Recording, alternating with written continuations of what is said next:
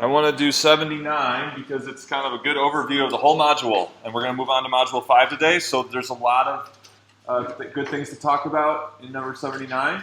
So they gave you this information that at time 0, the normal height of the river is 8. And then there's a flood. So 4 hours later, the height is at 14. And so if this is exponential growth, right away, you could say, oh, I know what I can get really easily. And it's really important to get started. So I've got an increase in hours of 4 hours.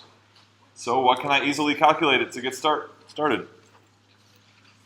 4 hours. He said the 4-hour growth factor. Yeah, G. Okay, good. So 14 divided by 8 would be the number that you would multiply 8 by to get 14. And we know that's a growth factor. Multiplying by the current output to get the next output 4 hours later. So that would be the 4-hour growth factor. Cool. All right, so it's 14. 1.75 is our 4-hour growth factor. Okay, what's the percent increase every 4 hours? 75% increase every 4 hours.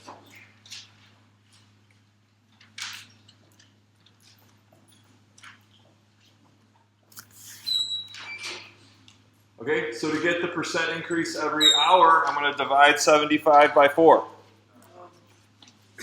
Lots of no's over here. What about this side? No, percent increase is not directly transferable, right? Because you get a compounding effect on percent increase. So what is directly transferable?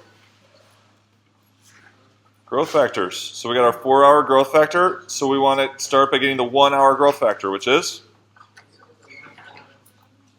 So the 1-hour growth factor. Take the 4-hour growth factor and? Why? Because this number, multiplied together 4 times, gives us that. So that will be our 1-hour growth factor.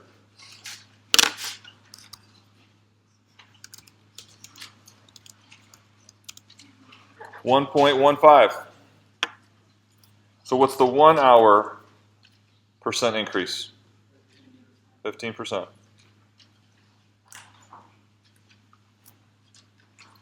So that was part A. The hourly growth factors are 1.15, which means an increase of 15% per hour. Okay, so 15% per hour, that's our hourly percent increase. Okay, so we can write the function f, this is part B, as a function of h. Initial value of depth, 8 at a equals 0, times the 1-hour growth factor, to the h. Doing okay? Is that right? All right, now we want to rewrite that in our exponential form. Or, sorry, that is exponential form. In our continuous exponential form. Which means the h stays the same. And we know that our b is e to the k or e to the r. They're using k here. So e to the k. So that would be our continuous form. It gives the exact same output for the same input. It's the same exact function, it's just a different form. Okay, it's just a different form. And this is in the kind of through the perspective of continuous rate, right? K is the continuous rate. So to get that continuous rate, we take 1.15 equals e to the k. And now we're asking, how can we get that value? It's an exponent. So we have the tool now to rewrite that as a log, right? In this case, since it's the exponent of e, we have a special log that gets us exponents of e, which is? Natural log is the exponent of e that will give 1.15. The exponent of e that gives 1.15, that's a natural log.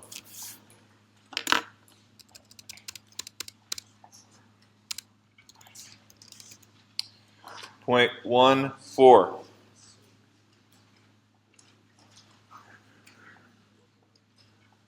Okay? So the continuous rate, this is k. So the continuous rate is what percent increase? 14 or 13.98%. So every hour, the height of the river is increasing 13.98%, right? Because that's the continuous hourly rate. So every hour, ln of 1.15. Yeah. So I rounded it here, and then I went back to, when I changed the percent, I got more accurate. So this is the percent increase of the height of the river every hour, 13.98%, right?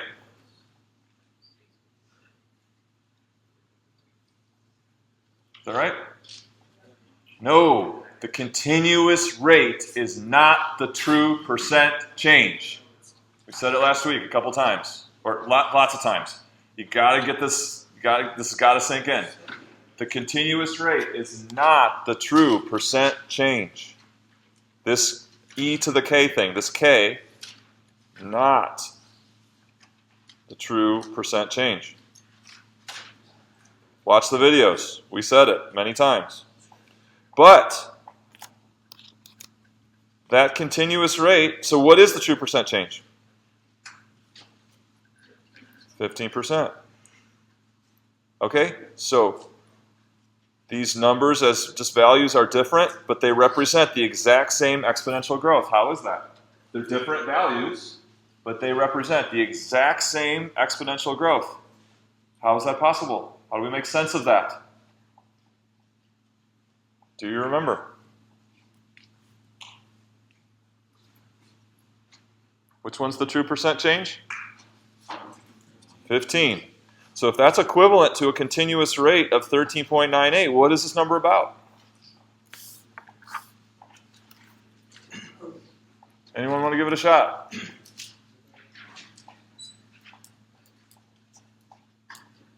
That's the rate it multiplies by every instant.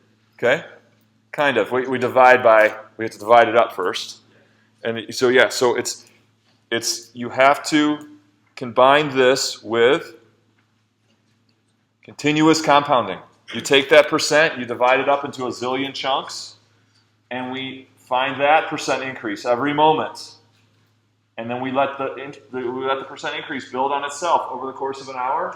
Will really truly result in a 15% increase. It's like APR versus APY. So this has to be combined with, so this number combined with the moment by moment continuous compounding results in, after 1 hour, a true percent change of 15%. Keep practicing that. This is hard. This is a hard thing for students to grasp and remember. Okay, so that's why we're repeating it.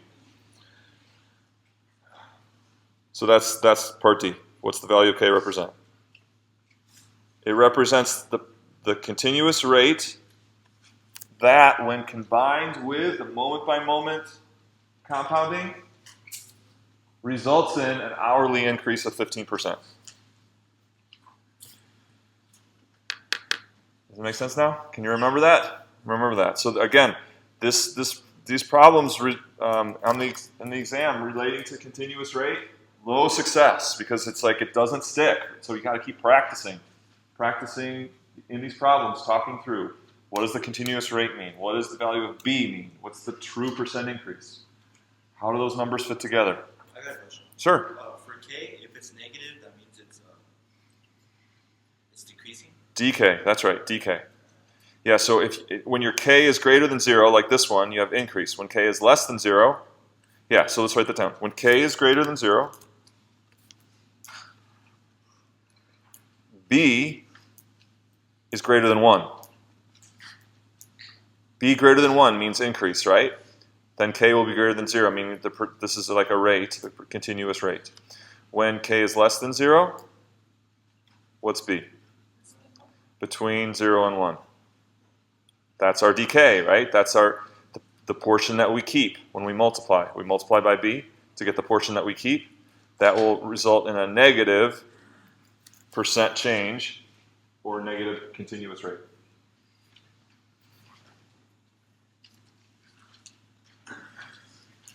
Other questions? Yes, sir? If you were given the continuous rate, Uh-huh. you had to find the growth That's even easier, right? So let's do that. Let's say the continuous rate. Let's do a decay. The continuous rate is negative 13.5%.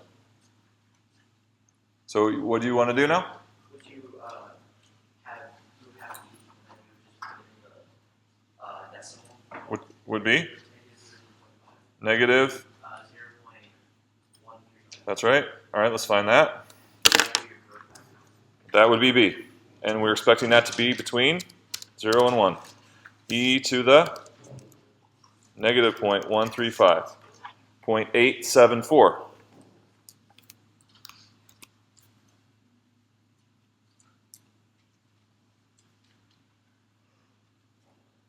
So what is that? That's B. And what does that represent in the problem? The decay factor, which is what portion? Is it is it what we lose or what we keep? What we keep. We always take 87.4% of what we have every unit of whatever the input is. Okay, so what's the true percent decrease? Yeah, it's going to be 100 minus 87. Is that 12.6?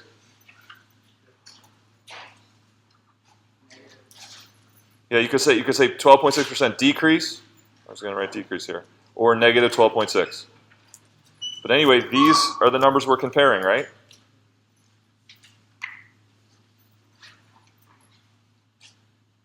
The continuous rate of negative 13.5 and the true rate of decrease of 12.6. So that little exercise I did right there, can you do that and make sense of everything along the way? It's really important. Why is it different? Because that 13.5% has to be combined with the moment-by-moment compounding, resulting in a true decrease of 12.6%. Does that answer it? Yeah. Cool.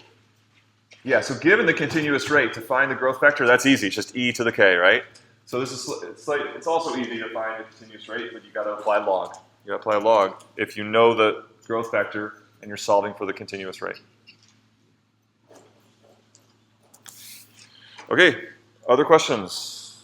All right, we're going to start Module 5.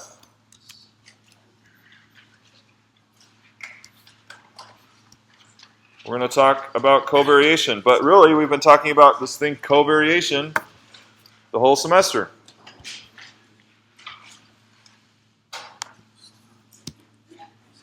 It wouldn't be wrong to say that all of pre-calculus is really about this one thing, covariation. So, what is it? What is that covariation? What are we talking about? And actually, you put this in Microsoft Word, you'll get a little red line underneath. It says, oh, that's misspelled because it doesn't recognize that word. But for us, we should understand based on what that word is. What does it mean? Covariation. Any ideas? All right. All right. So I think you mean quantity, right? Yeah. So we talked about at the beginning of the semester. We talked all about quantities and variables to represent quantities, and so it's basically right. It's about one quantity varies, and we have another quantity. As that one varies, the other quantity varies with it. So how two quantities change together?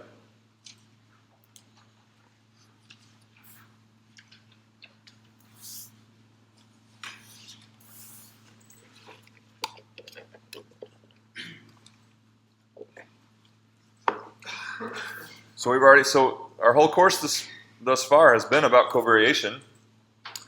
We didn't really talk specifically about just proportionality of quantities, but this is a good place to start.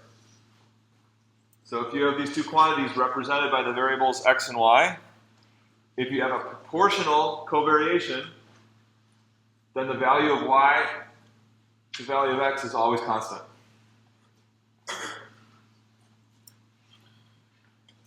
Okay, the next one, so what we did in depth, we spent several weeks, was constant rate of change. What remains constant for constant rate of change? So if you've got these two quantities, y and x, what was constant if those vary with constant rate of change? Yeah, what was k? K is the constant. The ratio of, not y to x, right? Some of you are saying it, change in y to the change in x. That was our whole point of constant rate of change. Changes in y maintain the same size relative to changes in x, and that's that ratio. And then we formed from that, we formed the point slope form of a line. Okay, and then from constant rate of change, we moved on to, talked a lot about functions, and then we did exponential growth. Exponential growth, what ratio? We have a constant ratio in exponential growth too. What constant ratio do we have with exponential growth?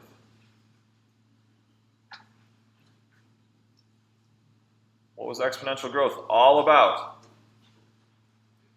What was the kingpin, the centerpiece of exponential growth? Yeah, the growth factor. How is the growth factor a constant ratio? Changes by that same growth factor per unit of time. Right. So how can we write it as a constant ratio, that growth factor?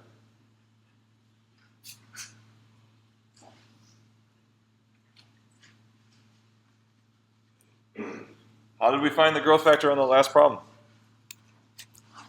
We had at 0 it was 8, and at 4 it was 14, right? What stays constant? How did we get that growth factor? 14 divided by 8. So it's the next output divided by the current output is that constant growth factor, right?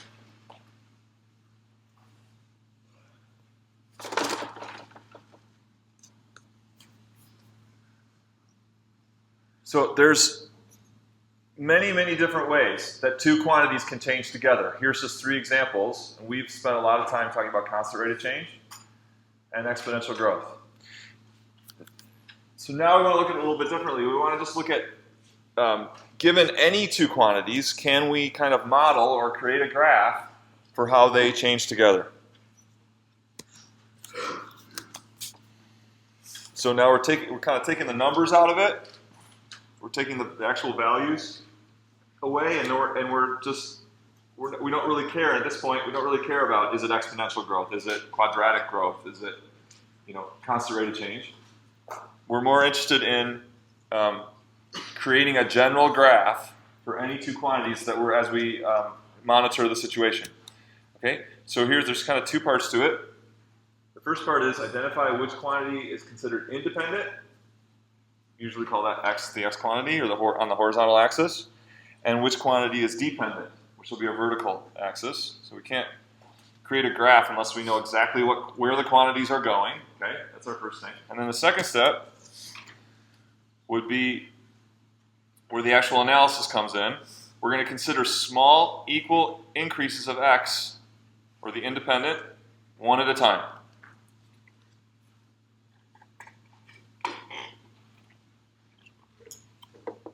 And for each of those increments of x, we're going to answer 3 questions. Okay, so this for many of you may be something you've never done anything like this before. Okay, so you kind of have to memorize this kind of set of steps. All right, so that it becomes more natural as you practice it. But at first, your instincts are going to take you in another direction. Try to be deliberate about kind of following this way of thinking, and it'll help you to have accurate thinking, okay? The first thing is, as x increases, so as we have a change in x, it's a simple question, it's just the easiest one. What does y do? Does y increase? Does it increase a lot? Does it decrease? Does it stay the same? So that's kind of the starting point, and that's easy, hopefully. So as x increases, how does y change? Does it increase? Does it decrease? And in general, by a lot or by a little? All right, the next thing is, as x increases, how does the current change in y, whether that's an increase or a decrease, how does it compare to the previous change in y? So now we're comparing changes. This is the key right here, comparing changes.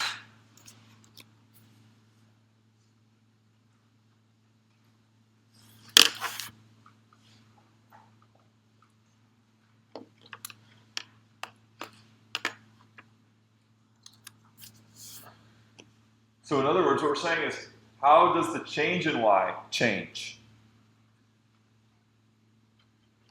Okay? And then from that, naturally comes the rate of change. The rate of change comes from how the changes are changing, how the changes change over these increments of delta x. But we're going to focus the most on, so this just is natural. This naturally flows out of B. So we're going to focus our emphasis on B to really understand that, figuring out what the change in y is for each increase in x, and then how do those changes compare? What is the change doing from increment of x to increment of x? Okay, anybody have a question? So we're going to do some examples.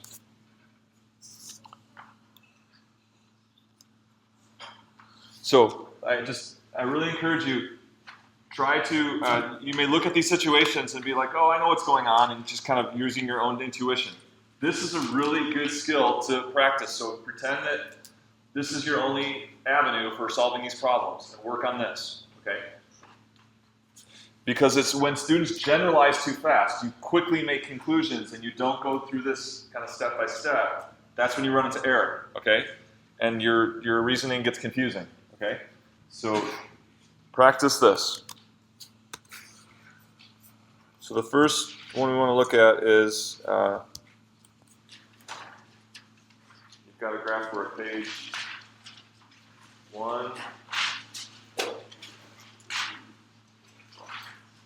183.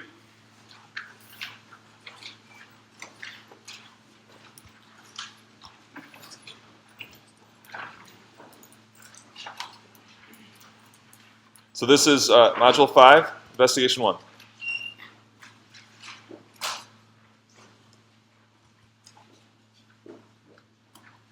So you imagine a bottle given below. Imagine filling the bottle with water. Make a possible rough sketch of the graph of height in the water, and the bottle as a function of the volume in water. So we want the height of water in the bottle as a function of volume. And we're going to follow our step by step. Don't rush into the final graph, because when the examples get harder, you want to have this kind of system down so you can analyze harder situations than this. So the first thing is we got to determine what's the independent quantity and what's the dependent quantity. So what's independent and what's dependent? Is the independent quantity height or volume? I heard both. Our independent quantity is what we're going to put, like it's like x, what we're going to put in the horizontal axis. So this is our independent quantity.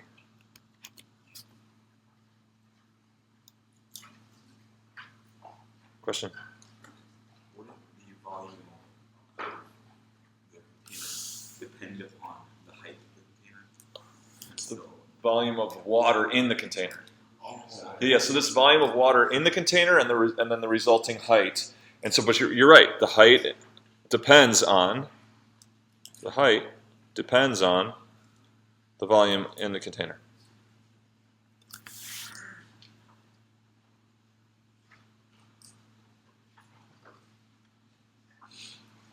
So they practically told us. All we had to know is that independent is going to be on our horizontal axis, dependent then we show on the vertical. So what do? We consider small equal increments of which? Height or volume?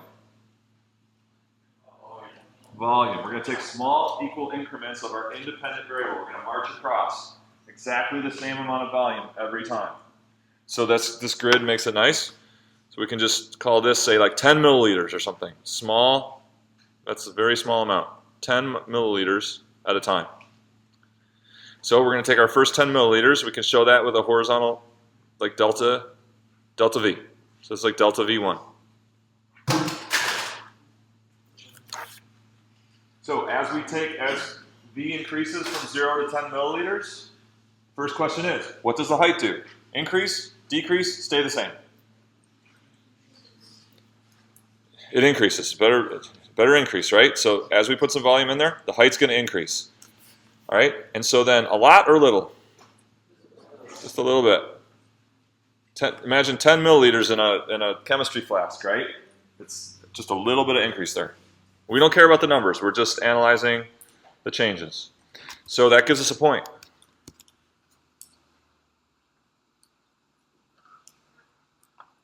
Okay, so we got delta V1, resulting delta H1.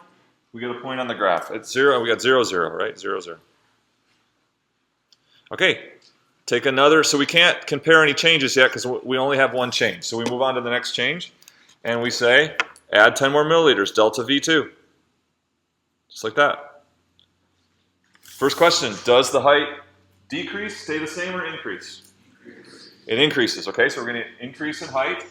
This next increase in height, now this is question 2. How does it compare to the previous change in height? Is it the same, less, or greater? Why greater? Yeah, as we go up a little bit, so now that it got narrower, so for the same amount of volume, we're going to see a greater change in height because it's narrower. So maybe like this. I know, so if this feels easy, that's okay. Just still practice it, because when it gets harder, you're going to just harder examples in the homework. You need this method to really make sense of it. If you generalize and make conclusions too fast, that's when you run into difficulty on harder problems, okay? Next one. Same, we got our delta V3, 10 milliliters, same amount. When we add that little amount of volume, does the height increase, decrease, or stay the same? It's going to increase. This third amount of increase, how does it compare to the second change in height? So this third change in height, is it more, less, or the same than the previous? More.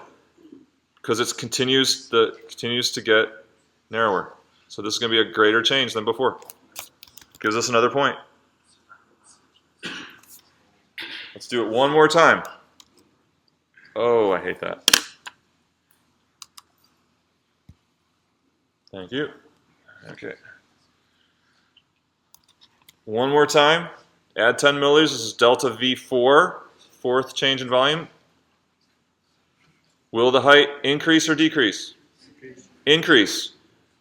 This change in height, is it greater or less than the previous change in height?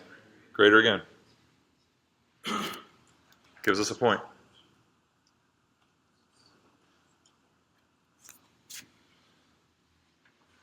Okay? So now we've done 4 changes in volume. We've looked at the 4 resulting changes in height. Now this may be enough to generalize. Okay? So what is happening to the changes in height for equal changes in volume? So we got delta H1 right there. Here's delta H2, delta H3, delta H4. So in a general sense, what's happening to the change in height for equal increases in volume? The change in height is? So just because it's a curve, does it mean it's exponential? Exponential growth is a very, very specific type of covariation. There's lots of curves in the world that are not exponential. Okay? There's lots and lots of curves, graphs of curves, that are all kinds of different things besides exponential. So we're not interested in that right now. We're just interested in the resulting graph, right? What that resulting graph is. So you told me the changes are increasing. Is that right? And so, is this constant rate of change? No, because constant rate of change, we said equal changes in volume would result in consistent changes in height. That was one of our definitions for constant rate of change. We don't have consistent changes in height. We have increasing changes in height. And constant rate of change was what kind of graph? Straight line. So this is not. So we got increasing changes of height.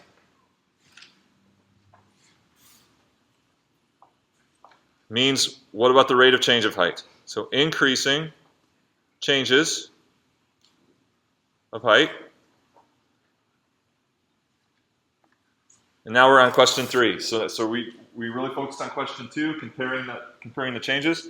What about the rate of change of height? Therefore, well, it's not constant, you said.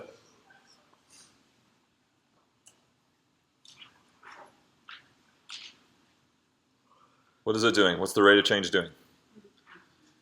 Increasing, right? Down here, it's a lesser rate because you get less of an increase in height for the same change in volume. Later on, same change in volume gives you greater changes in height, so that rate of change is increasing. And so what does the resulting graph then? It's not linear, it bends up with that rate, right? So the rate starts at a certain amount, but then those changes are greater, so then it makes it bend up or curve up. So this is called, when the rate of change is increasing, that's called concave up.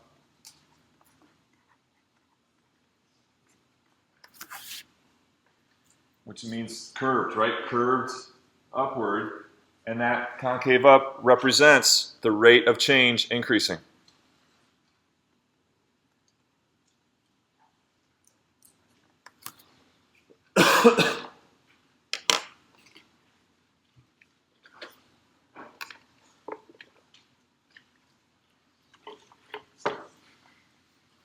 Okay, so if that feels easy, good.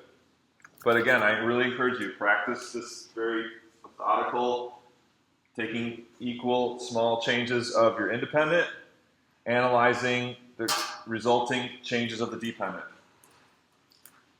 Okay, there's a skateboarding example. Skateboarding in a half pipe. If you don't do this, and you just try to make a conclusion, you're going to get it wrong, okay? You got to do this. And there's other examples too. Okay, so let's, we're going to switch it now. Can I take this off? Any questions?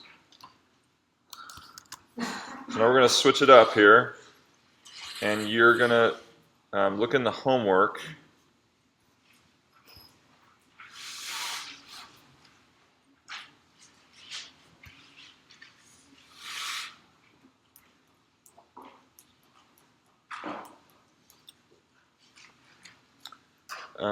Yeah, so let's do, how about, you could do number 1. And so it's, for number 1, you're creating the graph of height dependent on volume the same way we just did. So you can kind of ignore these instructions should somewhat match what we did, but focus on what we did to see.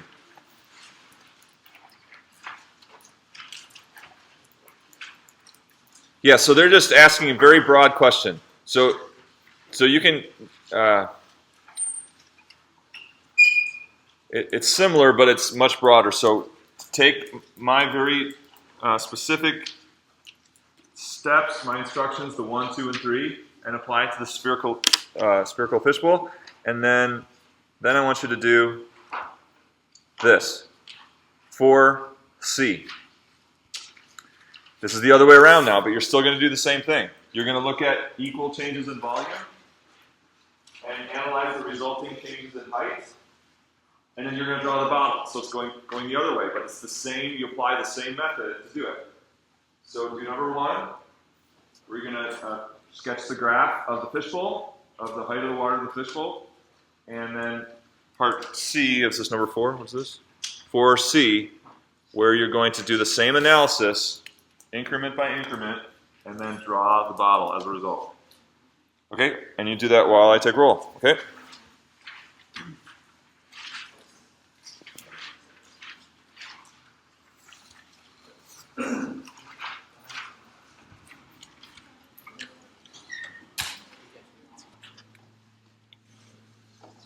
Yeah? You want us to use some questions that are broken down? No, I'm more interested in analyzing with the small changes and drawing the bottle. Is that you talking about this one?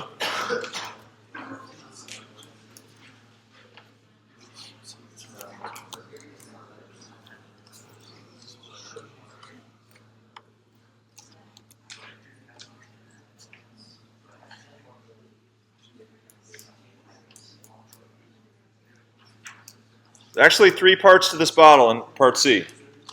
So to here, this first part, and then here, and then this whole part. So this is like part A, part B, and part C of the bottle. So in part A, I add a little water, I get an increase in height. I add the same amount of water again. How does the new increase in height compare to the previous? How does that change in height number 1 compare to change in height number 2 for the same amount of volume of water?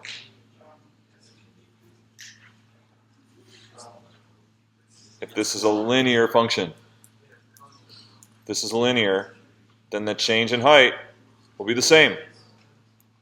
What kind of rate of change is that? Constant rate of change. For equal changes in volume, we get the consistent change in height. All right, and then in this part, next part of the bottle, same amount of volume, I get a little change in height, same amount of volume again. How do those changes in height compare to each other? Yeah, so this is another constant rate of change, but a different constant rate of change, right? So what kind of bottle, as you put in equal amounts of volume, gives equal changes in height? What would the bottle be like? But no, so what kind of bottle gives you equal changes in height for the same amount of volume put in each time? Yes, vertical sides, right? Vertical sides. So this will be a wide bottle, and this will be narrow here, right? Okay, right. So we're going to start. It's going to start narrow because you're getting large equal changes in height at first. That means a narrow bottle, right?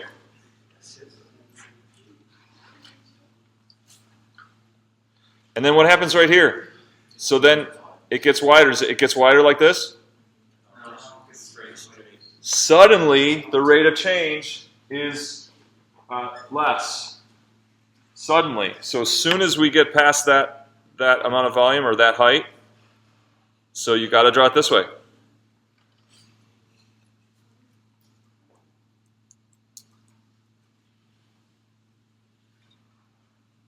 Okay, so again, there's an abrupt change there in the rate. And so then it starts a new constant rate abruptly. So that means suddenly it's wider. And then in this part, what are the changes? How did each change compare with the previous change? Not constant. So be more specific. Those changes in height are increasing. So therefore the rate of change is increasing. There we see that concave up shape again. That means the rate of change is increasing for concave up.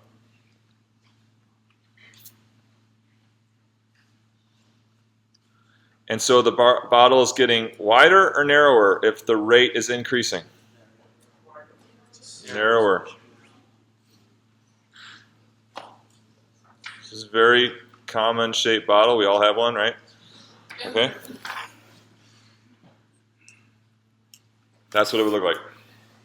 Okay, again, let me just emphasize. Take equal changes in the independent, compare resulting changes in the dependent quantity. All right, I'm going to do a different kind of example. Any questions on this? Yeah. Question, yeah. Where?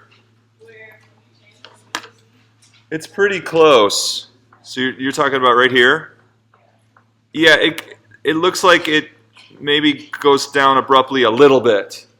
So maybe just a little bit out first. Not much. It's almost the same. But yeah, you're right.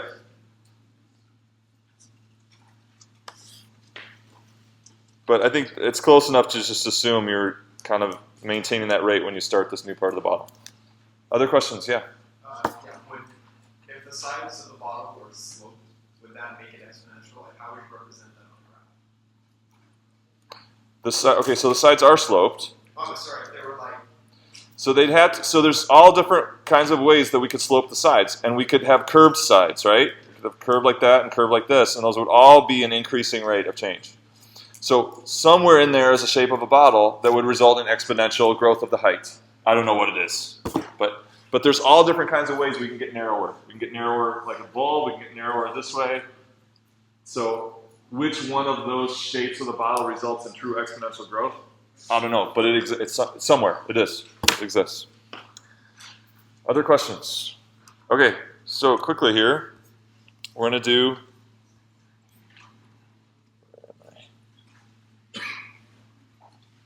all right, new situation.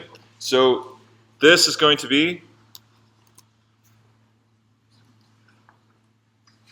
Mark's distance from the table. No, Mark's time since he started walking.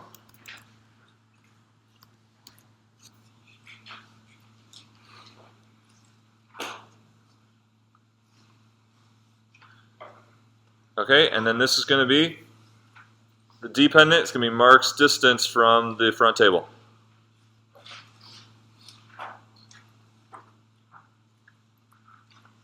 Or the counter, or whatever you want to say. Okay? So, this is going to look kind of funny and weird, and that's okay. Every semester. Right. So I'm start here. And the first quantity is the time since I started walking. Changing quantity, right? It takes on 1 second, 2 seconds, 10 seconds. And then the other quantity is going to be my distance from the table. Okay? So here we go. Clock starts now.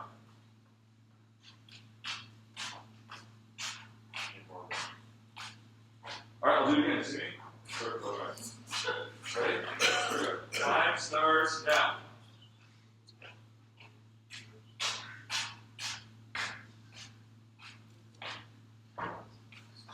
Academy Award-winning performance. Okay, here we go. So, time since I started walking, distance from the table. So we started 0, 0, right? Right there, that point. Yes? No, a time equals 0. I have some positive distance from the table. Here we are. Don't care about the numbers right now. What do? We take a small increment of time. Maybe it's a half a second. Maybe it's a second, but a small increment of time, like this. And we say, does my distance from the table in that first unit of time, does it increase, decrease, or stay the same? Decrease. A lot or a little? I started slow, so it's going to just a little bit of decrease. Gives us a point. Same change in time again. Did my distance from the table in the second increment of time, did it increase, decrease, or stay the same? Decreased again. Was the amount of decrease less or greater? Right. Greater, decrease. And that was kind of the first half of this. Every time that unit of time went by, the change was? Okay, here's the problem. What are these changes? Are they negative or positive changes? This is really hard and confusing, okay? So just don't pack up and take off. This takes a lot of practice. These changes, so delta D, the changes in distance,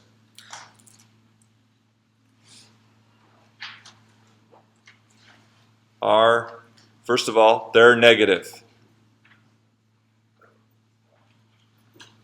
Are these changes getting more negative or less negative?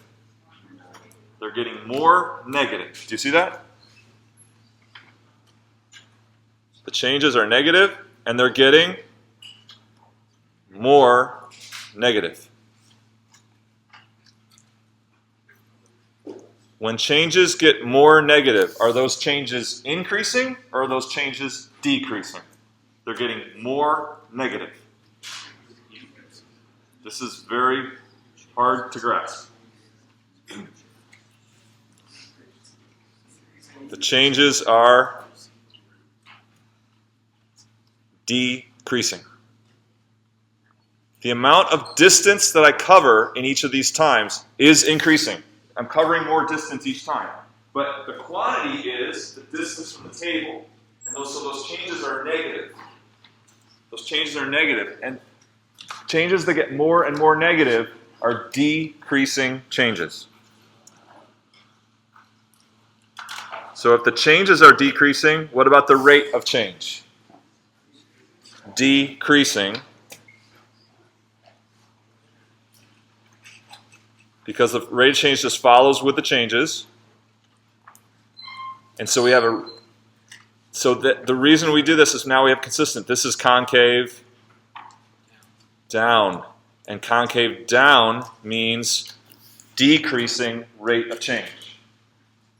But this is really hard. You got to practice it over and over again. The distance is decreasing and the changes are getting more negative. Therefore, the changes are decreasing as well. So the rate of change, my rate of change was decreasing as in that first part, even though I was speeding up. So if my rate of change of the quantity, this is the table, is decreasing. Then my rate of change right now, if the quantity is this in the table, my rate of change is decreasing. See it right.